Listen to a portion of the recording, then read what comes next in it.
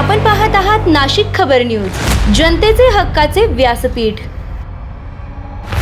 नाशिकमध्ये अवैध दारू विक्री करणारे दोघे जेरबंद, गुन्हे शाखा युनिट क्रमांक 1 ची कारवाई। नाशिक शहरात अवैधरित्या देशी व विदेशी दारू विक्री करणाऱ्या इसमांविरोधात गुन्हे शाखा युनिट क्रमांक 1 ने मोठी कारवाई करत 2 आरोपींना अटक केली आहे।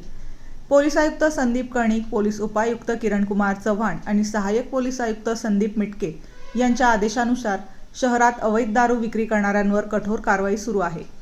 या पार्श्वभूमीवर गुन्हे शाखा युनिट क्रमांक 1 चे अधिकारी माहिती गोळा करत असताना पोलीस कर्मचारी विशाल देवरे आणि अमोल कोष्टी यांना गुप्त बातमीदारामार्फत माहिती मिळाली की मुंबई नाका परिसरातील भारतनगर गल्ली क्रमांक 8 येथे 2 इसम अवैधरित्या देशी व विदेशी दारू विक्री करत आहेत।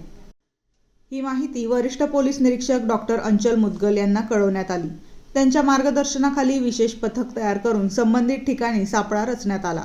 सायंकाळी 5:30च्या सुमारास छापा टाकत वीरेंद्र यशपाल शर्मा आणि रोशन शाकीर शेख यांना रंगेहात पकडण्यात आले।